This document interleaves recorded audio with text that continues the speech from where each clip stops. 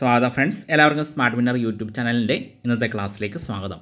അപ്പോൾ വീണ്ടും LGS LDC main പരീക്ഷയ്ക്ക് വേണ്ടിയുള്ള 50 ചോദ്യങ്ങളുടെ ഒരു മോക്ക് ടെസ്റ്റാണ് നമ്മുടെ ഇന്നത്തെയും ക്ലാസ്. അപ്പോൾ എൻ്റെ പ്രിയ കൂട്ടുകാർ തീർച്ചയായിട്ടും PSC പഠനം തുടർന്നുകൊണ്ട് പോവുക. കൊറോണ, അതുപോലെ പിൻവാതിൽ നിയമനം, അല്ലെങ്കിൽ അപ്രഖ്യാപിത നിയമന നിരോധനം, ഇങ്ങനെയൊക്കെ ഒരു വശത്തോടെ നടന്നുകൊട്ടെ, അതൊന്നും നമ്മൾ ശ്രദ്ധിക്കാൻ പോവണ്ട. അപ്പോൾ ഇതൊക്കെ പണ്ട് തൊട്ടേ പറയുന്ന കാര്യങ്ങളാണ്, പിൻവാതിൽ നിയമനമൊക്കെ.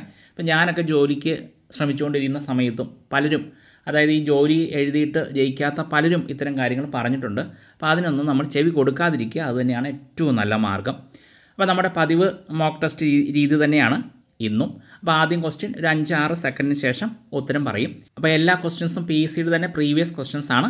LDC പ്രീവിയസ് ക്വസ്റ്റ്യൻസിനാണ് നമ്മൾ ക്വസ്റ്റ്യൻസ് എടുത്തിട്ടുള്ളത് നമ്മുടെ ഇന്നത്തെ മോക്ക് ടെസ്റ്റിലേക്ക്. ഫ്രണ്ട്സ്, നമ്മുടെ ഫസ്റ്റ് ക്വസ്റ്റ്യൻ നോക്കുക. ദൂരദർശൻ പ്രവർത്തനം ആരംഭിച്ചത് എന്നാണ്? ഓപ്ഷൻ ഡി 1959 സെപ്റ്റംബർ 15-നാണ് ദൂരദർശൻ പ്രവർത്തനം ആരംഭിച്ച ദിവസമാണ് 1959 സെപ്റ്റംബർ 15. രണ്ടാമത്തെ ക്വസ്റ്റ്യൻ നോക്കുക. ഭഗത് സിംഗിൻ്റെ കൂടെ തൂക്കിലേറ്റപ്പെട്ട മറ്റ് 2 കൂട്ടാളികൾ ആരൊക്കെയായിരുന്നു?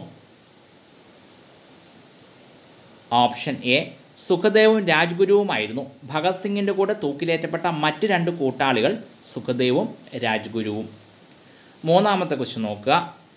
മൗലിക ചുമതലകളെക്കുറിച്ച് ഇന്ത്യൻ ഭരണഘടനയുടെ ഏത് ഭാഗത്താണ് പരാമർശിക്കുന്നത്? ഓപ്ഷൻ എ ഭാഗം 4A-യിലാണ് മൗലിക ചുമതലകളെക്കുറിച്ച് ഇന്ത്യൻ ഭരണഘടനയുടെ ഭാഗം 4A-യിലാണ് പറയുന്നത്. അപ്പോൾ നമുക്കറിയാം, 42-ാം ഭരണഘടനാ ഭേദഗതി 1976 മൂലമാണ് മൗലിക കടമകൾ നമ്മുടെ ഭരണഘടനയിൽ കൂട്ടിച്ചേർത്തത്. അതും സ്വരൺ സിംഗ് കമ്മിറ്റിയുടെ നിർദ്ദേശപ്രകാരമാണ് ഈ മൗലിക ചുമതലകൾ, മൗലിക കടമകൾ ഇന്ത്യൻ ഭരണഘടനയുടെ ഭാഗമായത്. നാലാമത്തെ ക്വസ്റ്റ്യൻ നോക്കുക. ചൂഷണത്തിനെതിരെ ഇന്ത്യൻ ഭരണഘടനയിൽ പറഞ്ഞിരിക്കുന്ന വകുപ്പുകൾ ഏതെല്ലാമാണ്? ഓപ്ഷൻ ബി വകുപ്പ് 23-ഉം 24-ഉമാണ്. ചൂഷണത്തിനെതിരെ ഇന്ത്യൻ ഭരണഘടനയിൽ പറഞ്ഞിരിക്കുന്ന വകുപ്പുകളാണ് 23-ഉം 24-ഉം. അപ്പോൾ നമുക്കറിയാം, അനുച്ഛേദം 23 അടിമത്തം നിരോധിക്കുന്ന ഭരണഘടനാ വകുപ്പാണ് അനുച്ഛേദം 23. ഇനി അതുപോലെ അനുച്ഛേദം 24 ഇമ്പോർട്ടൻ്റ് ആണ്, ബാലവേല നിരോധിക്കുന്ന അനുച്ഛേദമാണ് അനുച്ഛേദം 24. അഞ്ചാമത്തെ ക്വസ്റ്റ്യൻ നോക്കുക. കോമൺവെൽത്ത് ഗെയിംസിൻ്റെ പിതാവാര്? ഓപ്ഷൻ ഡി ആസ്ലെ കൂപ്പറാണ് കോമൺവെൽത്ത് ഗെയിംസിൻ്റെ പിതാവ് എന്നറിയപ്പെടുന്ന ആരാണ്? ആസ്ലെ കൂപ്പർ. ആറാമത്തെ ക്വസ്റ്റ്യൻ നോക്കുക. ജലദിനമായി ആചരിക്കുന്ന ഏപ്രിൽ 14 ആരുടെ ജന്മദിനമാണ്? ഓപ്ഷൻ ബി ഡോക്ടർ BR അംബേദ്കറുടെ ജന്മദിനമാണ്. ജലദിനമായിട്ട് നാം ആചരിക്കുന്നത് ഡോക്ടർ BR അംബേദ്കറുടെ ജന്മദിനമായ ഏപ്രിൽ 14 ഏഴാമത്തെ ക്വസ്റ്റ്യൻ. ടൈഫോയിഡിന് കാരണമായ രോഗകാരി ഏതാണ്? Option D ബാക്ടീരിയയാണ്. ടൈഫോയിഡിന് കാരണമായ രോഗകാരിയാണ് ബാക്ടീരിയ. സാൽമോണല്ല ടൈഫി ബാക്ടീരിയയാണ് ടൈഫോയിഡിന് കാരണമായ രോഗകാരി. എട്ടാമത്തെ ക്വസ്റ്റ്യൻ നോക്കുക. കേരള ഫോറസ്റ്റ് റിസർച്ച് ഇൻസ്റ്റിറ്റ്യൂട്ട് എവിടെ സ്ഥിതി ചെയ്യുന്നു? ഓപ്ഷൻ സി പീച്ചിയിലാണ് കേരള ഫോറസ്റ്റ് റിസർച്ച് ഇൻസ്റ്റിറ്റ്യൂട്ട് സ്ഥിതി ചെയ്യുന്നത്, പീച്ചിയിൽ. ഒൻപതാമത്തെ ക്വസ്റ്റ്യൻ. ആദ്യത്തെ കൃത്രിമ പ്ലാസ്റ്റിക് ഏത്? ഓപ്ഷൻ ഡി ബേക്കലൈറ്റ് ആണ്. ആദ്യത്തെ കൃത്രിമ പ്ലാസ്റ്റിക് ആണ് ബേക്കലൈറ്റ്. പത്താമത്തെ ക്വസ്റ്റ്യൻ. താഴെ പറയുന്നവയിൽ അലൂമിനിയത്തിൻ്റെ അയിര് ഏത്? ഓപ്ഷൻ ബി ബോക്സൈറ്റ് ആണ്. താഴെ പറയുന്നവയിൽ അലൂമിനിയത്തിൻ്റെ അയിരാണ് ബോക്സൈറ്റ്. അപ്പോൾ ബോക്സൈറ്റും ക്രയോലൈറ്റുമാണ് അലൂമിനിയത്തിൻ്റെ അയിരുകളാണ് ബോക്സൈറ്റും ക്രയോലൈറ്റും. അതുപോലെ ഹേമറ്റൈറ്റും മാഗ്നറ്റൈറ്റും ഇരുമ്പിൻ്റെ അയിരുകളാണ്. 11ാമത്തെ ക്വസ്റ്റ്യൻ. സൂര്യപ്രകാശത്തിലെ തരംഗദൈർഘ്യം കൂടിയ വർണ്ണം ഏത്? ഓപ്ഷൻ ഡി ചുവപ്പിനാണ്. സൂര്യപ്രകാശത്തിൽ തരംഗദൈർഘ്യം കൂടിയ വർണ്ണമാണ് ചുവപ്പ്. തരംഗദൈർഘ്യം ഏറ്റവും കുറഞ്ഞ വർണ്ണമാണ് വയലറ്റ്. ഇനി ഫ്രീക്വൻസിയുടെ കാര്യം നേരെ തിരിച്ചാണ്. തരംഗദൈർഘ്യം കൂടുതലുള്ളതിന് കുറഞ്ഞ ഫ്രീക്വൻസി ആയിരിക്കും. അപ്പോൾ ചുവപ്പിനായിരിക്കും ഏറ്റവും കുറഞ്ഞ ഫ്രീക്വൻസി, ഏറ്റവും കുറഞ്ഞ ആവൃത്തി ദൃശ്യപ്രകാശത്തിലുള്ളത് ചുവപ്പിനായിരിക്കും. കാരണം അതിനാണ് തരംഗദൈർഘ്യം ഏറ്റവും കൂടുതലുള്ളത്. ഇനി അതുപോലെ തന്നെ സൂര്യപ്രകാശത്തിൽ ഫ്രീക്വൻസി ഏറ്റവും കൂടുതലുള്ളത് വയലറ്റിനാണ്. കാരണം വയലറ്റിന് തരംഗദൈർഘ്യം ഏറ്റവും കുറവാണ്. അപ്പോൾ അതുകൊണ്ട് ഫ്രീക്വൻസി അതിന് കൂടുതലായിരിക്കും. 12ാമത്തെ ക്വസ്റ്റ്യൻ നോക്കുക. 1857 ഒന്നാം സ്വാതന്ത്ര്യ സമരകാലത്ത് ലഖ്നൌവിൽ കലാപം നയിച്ചതാര്? ഓപ്ഷൻ ഡി ബീഗം ഹസ്രത്ത് മഹലാണ് 1857 ഒന്നാം സ്വാതന്ത്ര്യ സമരകാലത്ത് ലഖ്നൌവിൽ കലാപം നയിച്ചത് ബീഗം ഹസ്രത്ത് മഹൽ. 13ാമത്തെ ക്വസ്റ്റ്യൻ നോക്കുക. സംസ്ഥാന പുനഃസംഘടനാ കമ്മീഷൻ അധ്യക്ഷൻ ആരായിരുന്നു? ഓപ്ഷൻ ബി ഫസൽ അലി ആയിരുന്നു. സംസ്ഥാന പുനഃസംഘടനാ കമ്മീഷൻ അധ്യക്ഷനായിരുന്നു ഫസൽ അലി. അപ്പോൾ അതുകൊണ്ട് സംസ്ഥാന പുനഃസംഘടനാ കമ്മീഷൻ്റെ മറ്റൊരു പേരായിരുന്നു ഫസൽ അലി കമ്മീഷൻ. അപ്പോൾ ഈ ഫസൽ അലി കമ്മീഷനിലെ മറ്റ് അംഗങ്ങളായിരുന്നു KM Panicker, Sardar KM പണിക്കറും HN ഖുൻസ്രുവും. അപ്പോൾ അതുകൊണ്ട് സംസ്ഥാന പുനഃസംഘടനാ കമ്മീഷനിൽ അംഗമായിരുന്ന മലയാളി ആരായിരുന്നു? സർദാർ KM പണിക്കറായിരുന്നു. 14ാമത്തെ ക്വസ്റ്റ്യൻ നോക്കുക. ദേശീയ വനിതാ കമ്മീഷൻ്റെ പ്രഥമ അധ്യക്ഷ ആരായിരുന്നു? ഓപ്ഷൻ ഡി ജയന്തി പട്നായിക് ആയിരുന്നു. ദേശീയ വനിതാ കമ്മീഷൻ്റെ പ്രഥമ അധ്യക്ഷയായിരുന്നു ജയന്തി പട്നായിക്. 15ാമത്തെ ക്വസ്റ്റ്യൻ. ഇന്ത്യയിൽ ആദ്യമായി കമ്പോള പരിഷ്കരണം നടപ്പിലാക്കിയ ഭരണാധികാരി ആരായിരുന്നു? ഓപ്ഷൻ ബി അലാവുദ്ദീൻ ഖിൽജി ആയിരുന്നു. ഇന്ത്യയിൽ ആദ്യമായിട്ട് കമ്പോള പരിഷ്കരണം നടപ്പിലാക്കിയ ഭരണാധികാരിയാണ് അലാവുദ്ദീൻ ഖിൽജി. 16ാമത്തെ ക്വസ്റ്റ്യൻ നോക്കുക. നമ്മുടെ ജനാധിപത്യത്തിൻ്റെ സൂര്യതേജസ് എന്നറിയപ്പെടുന്ന നിയമം ഏത്? ഓപ്ഷൻ എ വിവരാവകാശ നിയമമാണ്. നമ്മുടെ ജനാധിപത്യത്തിൻ്റെ സൂര്യതേജസ് എന്നറിയപ്പെടുന്ന നിയമമാണ് വിവരാവകാശ നിയമം. വിവരാവകാശ നിയമം 2005 എന്നാണ് പറയുക. അതായത് വിവരാവകാശ നിയമം പാസ്സാക്കിയതും ഇന്ത്യയിൽ നിലവിൽ വന്നതും 2005 വർഷത്തിലാണ്. 17ാമത്തെ ക്വസ്റ്റ്യൻ നോക്കുക. വിധവകളുടെ വിദ്യാഭ്യാസത്തിനായിട്ട് ശാരദാ സദൻ സ്ഥാപിച്ചത് ആര്? ഓപ്ഷൻ സി പണ്ഡിത രമാഭായി ആണ്. വിധവകളുടെ വിദ്യാഭ്യാസത്തിനായിട്ട് ശാരദാ സദൻ സ്ഥാപിച്ചത് പണ്ഡിത രമാഭായി. 18ാമത്തെ ക്വസ്റ്റ്യൻ നോക്കുക. ഒരു ഗ്രാമത്തിൻ്റെ വികസന പദ്ധതികൾ തയ്യാറാക്കുന്നത് എവിടെ?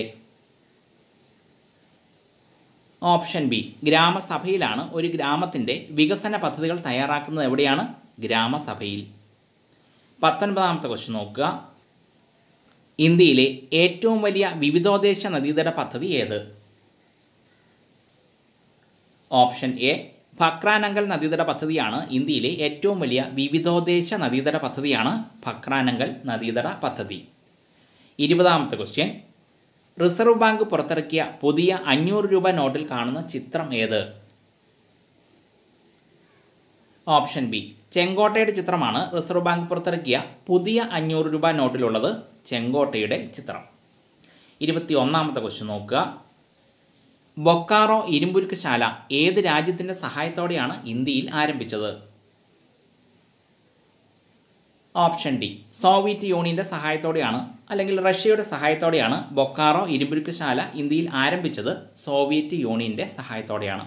അപ്പോൾ സോവിയറ്റ് യൂണിയൻ്റെ സഹായത്തോടെ 3 ഇരുമ്പുരുക്ക് ശാലകളാണ് ഇന്ത്യയിൽ നിർമ്മിക്കപ്പെട്ടത്. ഏതൊക്കെയാണത്? BBV.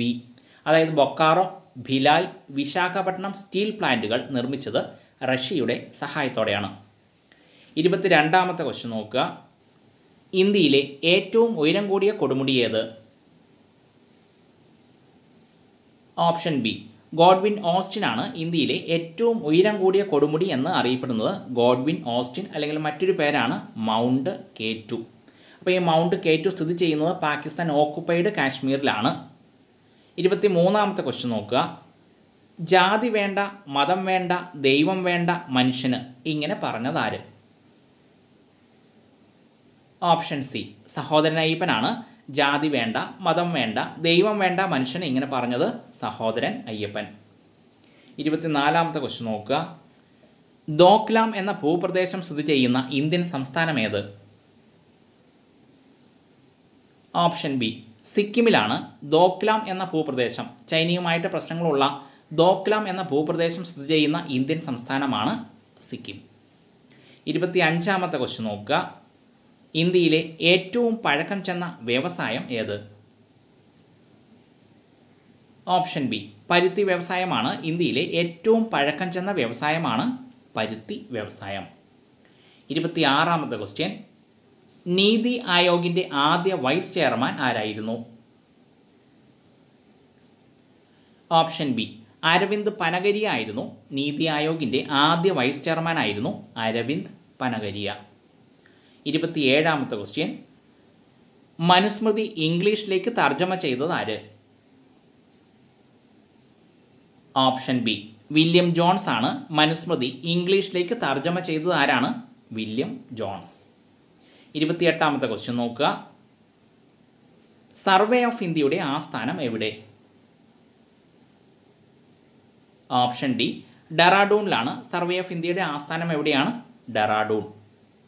29ാമത്തെ ക്വസ്റ്റ്യൻ നോക്കാം. കാർഷിക പുരോഗതിക്ക് വേണ്ടി ജലസേചന പദ്ധതികൾ നടപ്പിലാക്കിയ തുഗ്ലക് ഭരണാധികാരി ആരായിരുന്നു?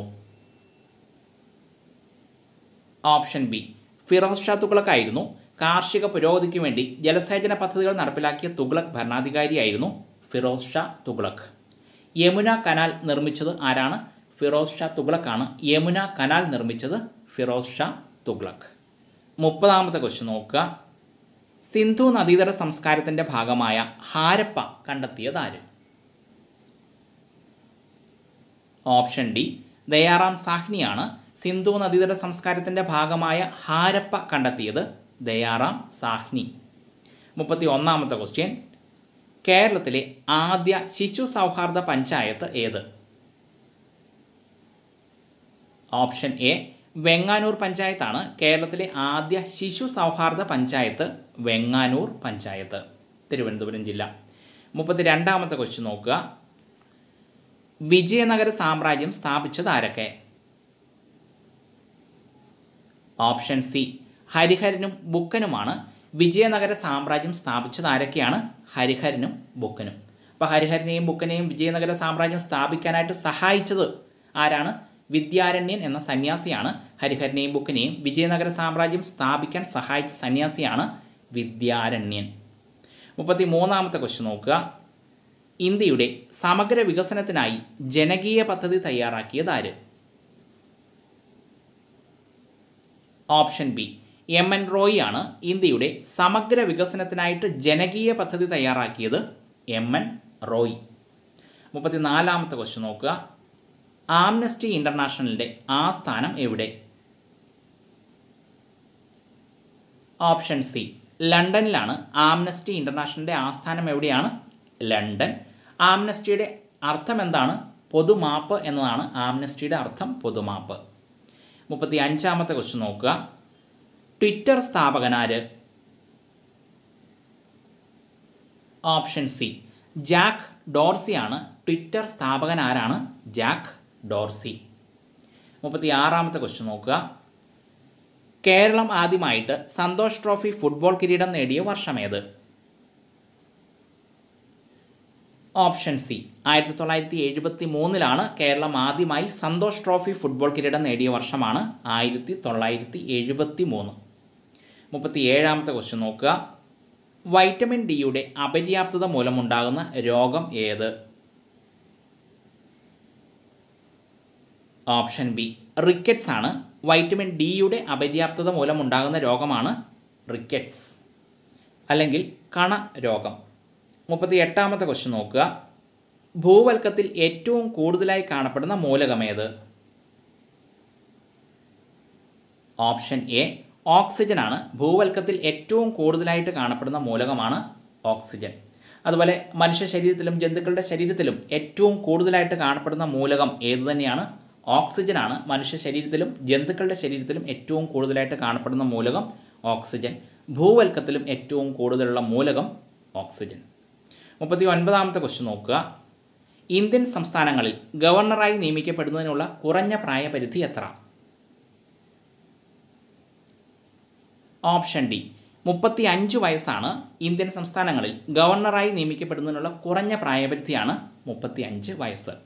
അപ്പോൾ Indian president, Indian vice president, governor എന്നിവരായിട്ട് നിയമിക്കപ്പെടാനുള്ള ഏറ്റവും കുറഞ്ഞ പ്രായപരിധി എത്രയാണ്? 35 വയസ്സാണ് ഈ 3 പേർക്കും. 40ാമത്തെ ക്വസ്റ്റ്യൻ നോക്കുക.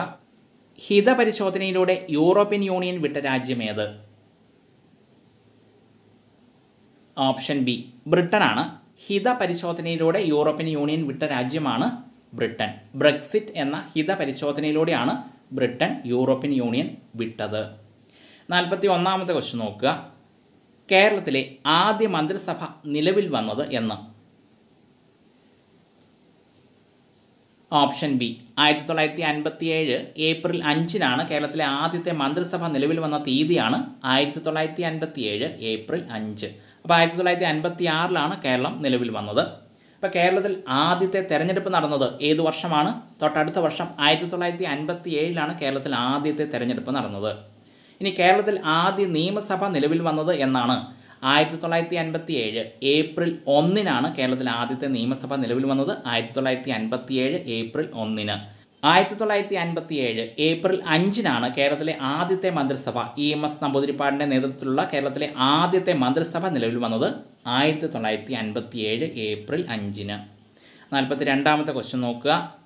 ജോലിക്ക് കൂലി ഭക്ഷണം എന്ന പദ്ധതി ആരംഭിച്ച പഞ്ചവത്സര പദ്ധതി ഏത്?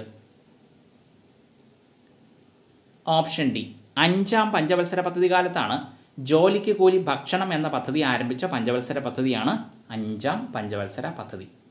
അതുപോലെ നമുക്കറിയാവുന്നതാണ് ഇന്ദിരാഗാന്ധിയുടെ 20 ദിന പരിപാടികളും അവരുടെ തന്നെ ഗരീബി ഹഠാവോ എന്ന മുദ്രാവാക്യവും ഏത് പഞ്ചവത്സര പദ്ധതിയുമായിട്ട് ബന്ധപ്പെട്ടിരിക്കുന്നു? 5-ാം പഞ്ചവത്സര പദ്ധതിയുമായിട്ട് ബന്ധപ്പെട്ടിരിക്കുന്നു. 43ാമത്തെ ക്വസ്റ്റ്യൻ നോക്കുക. ബേക്കൽ കോട്ട ഏത് ജില്ലയിലാണ്? ഓപ്ഷൻ ഡി കാസർഗോഡ് ജില്ലയിലാണ്. കേരളത്തിലെ ഏറ്റവും വലിയ കോട്ടയായ ബേക്കൽ കോട്ട സ്ഥിതി ചെയ്യുന്നത് കാസർഗോഡ് ജില്ലയിൽ. 44ാമത്തെ ക്വസ്റ്റ്യൻ നോക്കുക. വരിക വരിക സഹചരെ വലിയ സഹന സമരമായി ഈ വരികൾ രചിച്ചത് ആരാണ്? ഓപ്ഷൻ ഡി അംശി നാരായണപിള്ളയാണ്. വരിക വരിക സഹചരെ വലിയ സഹന സമരമായി എന്ന് തുടങ്ങുന്ന ഗാനം രചിച്ചത് ആരാണ്? അംശി നാരായണപിള്ള. 45ാമത്തെ ക്വസ്റ്റ്യൻ.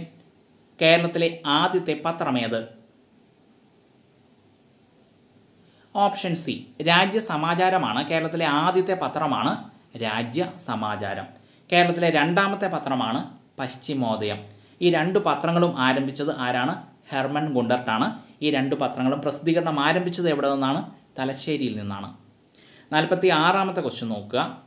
ഇന്ത്യയിലെ ആകെ ജിയോഗ്രഫിക്കൽ പോസ്റ്റൽ സോണുകളുടെ എണ്ണം എത്ര? ഓപ്ഷൻ ഡി 8 ജിയോഗ്രഫിക്കൽ പോസ്റ്റൽ സോണുകളാണ് ഇന്ത്യയിൽ ആകെയുള്ളത്. 8 ജിയോഗ്രഫിക്കൽ പോസ്റ്റൽ സോണുകൾ. എന്നാൽ ഇന്ത്യയിൽ ആകെ എത്ര പോസ്റ്റൽ സോണുകളുണ്ട് എന്ന് ചോദിച്ചാൽ 9 പോസ്റ്റൽ സോണുകളാണ് ഇന്ത്യയിൽ ആകെയുള്ളത്.